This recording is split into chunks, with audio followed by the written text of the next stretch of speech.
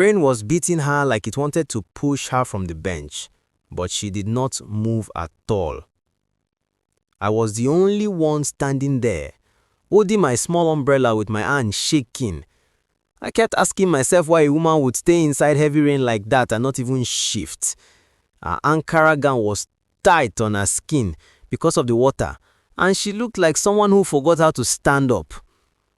That picture entered my chest like a sharp stone, and from that moment, I knew something was wrong with her in a deep way. Before that day, I was just a simple young man trying to mind my own life. Every morning, I passed that bus stop on my way to the mechanic workshop where I worked. I always saw her sitting there.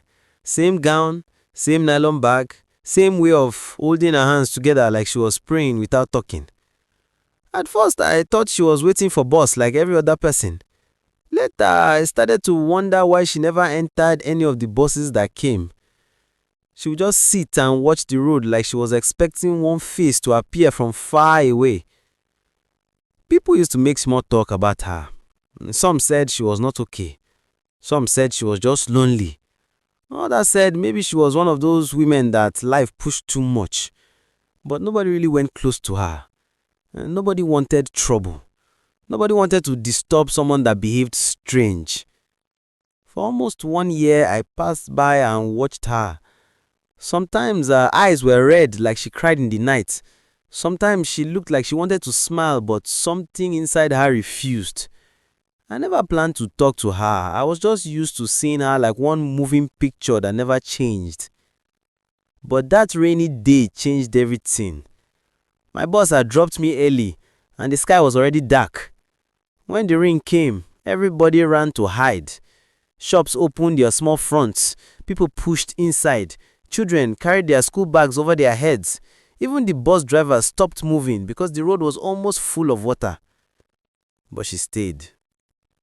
I kept looking at her, hoping she would stand up.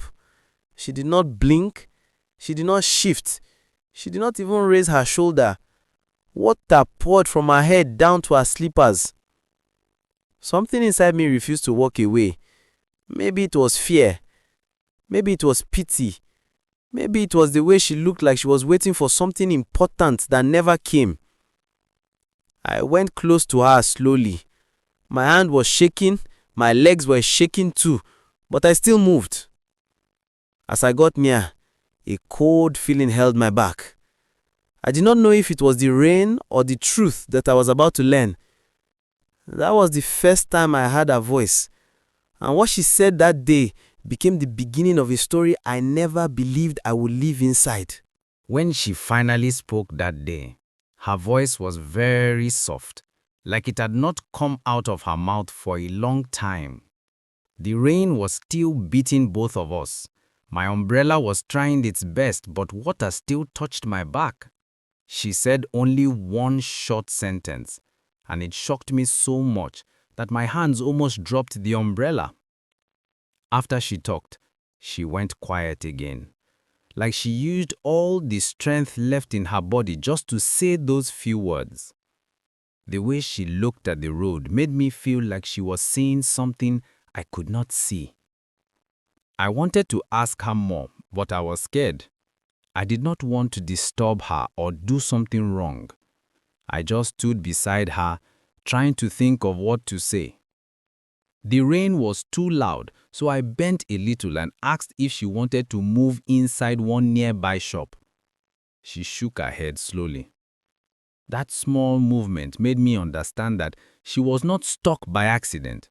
She wanted to be there. The bus stop was part of her life now, like a place she could not leave behind. Later that day, after the rain stopped, I still found myself thinking of her voice. It was sad in a way I could not explain.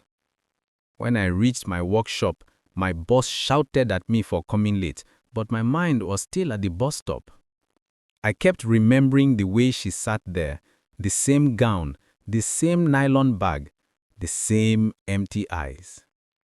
I tried to fix a customer's motorcycle and my hands were shaking a little. My boss even asked what was wrong with me, but I just said nothing. I did not know how to explain that one short sentence from a quiet woman could bother someone like that. When it was closing time, I walked back home and passed the bus stop again. She was not there anymore. For the first time, the bench looked strange to me. It looked too empty, too quiet. I stood there for a moment, looking around like I expected her to appear again. I did not know her name. I did not know where she lived. But still, I felt like I needed to know more. That night, I could not sleep well. I kept hearing her voice in my head. The way she talked made me feel like she carried a pain that was too heavy for one person. The next morning, I woke up early and rushed out of my house without even eating. I reached the bus stop before some of the drivers came out. When I saw her sitting on the bench again, wearing the same Ankara gown and holding the same nylon bag, my chest tightened like someone squeezed it. I went close to her, slower than before. Something in me wanted to run away, but something stronger pulled me toward her. She looked at me for a brief moment, then faced the road again. I greeted her, and she nodded small. That small nod gave me courage, and that morning became the beginning of how I started to understand the truth behind her pain. The day after the rain, when I stood beside her again, I felt something different in the air. It was not the weather, it was her. The way she held the nylon bag looked tighter, like she was protecting something important inside it. I wanted to ask her many things, but I knew I could not rush her. Some people carry pain that does not like fast questions, so I just sat quietly on the edge of the bench, giving her space. People around us kept moving like they always did. Some drivers shouted for passengers, some school children ran and laughed, some hawkers passed with their goods on their heads. But she behaved like none of them existed. Her eyes were fixed on the same route she had been watching for years. I wondered what she expected to come from there. After some minutes, she surprised me again. She spoke without looking at me. Her voice sounded tired but steady. She said that the bus stop used to be a happy place for her. She said she always waited there for someone she loved. When she said that, my heart beat faster. I wanted to ask who that person was, but my throat was dry. She continued talking slowly, like she was forcing the words out. She said she had only one child in this world, a boy she raised alone. She said he was a quiet boy, a smart boy, someone who never gave her trouble. She said he used to sit with her every morning before going back to school. They always sat at the same bench. He would joke with her, telling her he would come back soon and that she should not miss him too much. As she talked, her hands began to shake. I noticed that she held the nylon bag closer to her chest. I lowered my head a little, out of respect. I did not want her to think I was staring at her pain. Then she told me something that made my stomach tighten. She said her son left the house one morning to travel back to school. She ironed the Ankara gown she was wearing now because she planned to wear it when he returned that weekend. She said she even cooked his favorite food that morning so he could eat before leaving, but he told her he was running late. She stopped talking for a while. Her eyes were shining, like tears wanted to fall but were too tired to come out. I did not say anything. I just waited. When she continued, her voice was almost like a whisper. She said that the bus her son entered never reached school. She said a driver on the express lost control and crashed into a tanker. She said the fire was too much and nobody inside survived. She said the only thing she received back was the small item her son always carried in his pocket. She pointed at the nylon bag as she said that. My chest felt heavy. I wanted to tell her sorry, but the word sorry felt too small for the kind of pain she was carrying. I just sat quietly with her, listening to the sound of buses, footsteps, voices, all of them mixing with the kind of silence that stays inside a person. After she told me everything about her son, something inside me changed. I could not look at her the same way again. She was no longer the quiet woman at the bus stop that people gossiped about. She became someone I respected deeply, someone carrying a wound that never healed. That morning, as people moved around us, I felt like I had entered a quiet room inside her life, a place she had locked for a very long time. I watched her face as she held the nylon bag. I started wondering what her son left behind in it. Maybe a small book, maybe a key holder, maybe something ordinary that became special because it touched his hand last. Whatever it was, she protected it like her life depended on it. I wanted to ask her what was inside, but I knew the question was too heavy. Some things are not meant for strangers. As days passed, I found myself waking up earlier than usual. I wanted to reach the bus stop before she arrived, but she was always there before me. Even if I came by 5 in the morning, she would already be seated, her hands folded, her eyes fixed on the road. I started greeting her every morning, and she always replied with a small nod. That nod became something I looked forward to. It was her own way of saying she saw me, she noticed my presence, and maybe she did not mind it. One particular morning, something surprising happened. I came and sat beside her like always. The sun was still rising, and the air was cold. People passing by looked at us, maybe wondering why a young man like me was sitting with her, but I did not care about them anymore. I only cared about her story and how she survived it.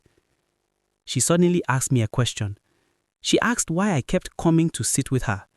Her voice was calm, not angry, just curious. For a moment, I did not know what to say. I told her the only truth I had. I said she reminded me that some people carry silent battles, and I did not want her to face hers alone. She nodded slowly, and her hands relaxed a little. That tiny change made me feel like she allowed me into her world more than before. She then told me that ever since her son died, nobody had sat beside her willingly. People feared her or avoided her. They thought she was not normal. Hearing that made my heart heavy because she was not strange. She was just a mother who loved too deeply. As the morning grew brighter, she opened the nylon bag for the first time since I met her. My eyes moved quickly, but I controlled myself so she would not feel exposed. Inside the bag was a small wallet, old and torn at the edges. She held it like it was the most precious thing on earth. She said it was her son's wallet, the only thing they were able to give her after the accident. She said everything inside it smelled like him when she first received it. She did not let me touch it. She didn't need to. Just seeing the way she held it told me everything I needed to know. That day, when I left the bus stop, I carried her story inside my chest like a weight. I knew that pain like hers did not go away quickly. I also knew that something was growing between us, a kind of quiet bond that did not need plenty words. I did not know where it would lead, but I knew I was not ready to leave her alone again. One morning, many months after the first day I spoke to her, I reached the bus stop and felt something was different before I even saw her. The air felt lighter. The bench looked brighter. When I finally walked close, I saw her sitting in a way I had never seen before. Her shoulders were not as stiff as they used to be, and her hands were not gripping the nylon bag tightly.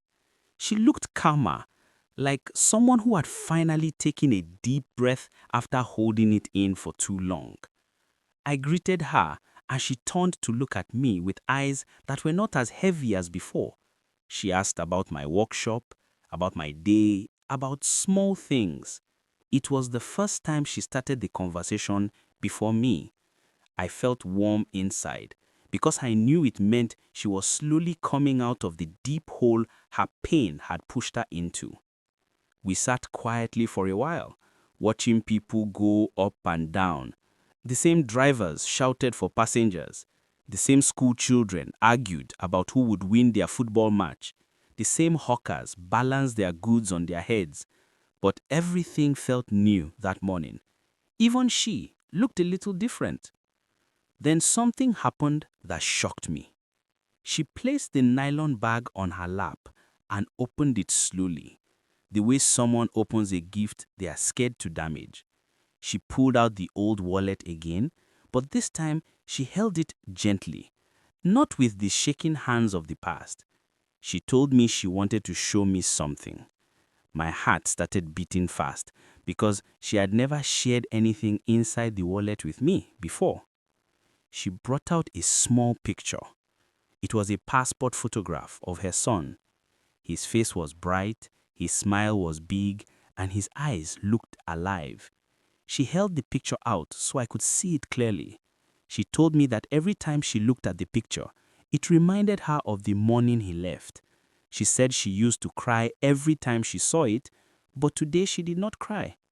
She said she was starting to breathe again. She put the picture back inside the wallet with slow hands. Then she closed the bag completely and held it in a new way. Not like something she could not let go of, but like something she was ready to keep safely, without allowing it to control her. After a long silence, she stood up from the bench. I watched her stand fully for the first time with strength in her posture. She looked at the road she had been watching for years. Then she looked at me. She said she was ready to go home now. I did not understand at first. I asked if she meant she was going to rest a little before coming back the next morning, but she shook her head softly. She said she did not need to sit at the bus stop anymore. She said she had waited long enough. She said her son would want her to live, not to pause her life. I felt something rise in my chest. Happiness, relief, something warm and painful at the same time. I walked with her slowly as she left the bus stop. People stared because they were used to seeing her fixed to that bench like a statue. But she walked past them with calm steps. When we reached the small junction where our paths separated, she stopped and thanked me in the simplest way. She said sometimes a person only needs one person to sit beside them so they can find their way back to themselves. Then she walked away, not looking back. That evening, when I passed the bus stop again, the bench was empty, but for the first time, it did not look sad. It looked like a place that had finished its work. I knew she would be all right, not because her pain would disappear, but because she finally decided to carry it in a way that allowed her to move forward. And as I walked home that day, I realized that she had also changed something in me. She taught me that even quiet people can be carrying storms inside them. She taught me that sitting beside someone can be more powerful than any long talk. She taught me that life does not always heal fast, but it can heal slowly if someone holds the moment with you. And from that day, whenever I passed the bus stop, I always remembered her. Not as the woman who waited in the rain, but as the woman who finally stood up and went home.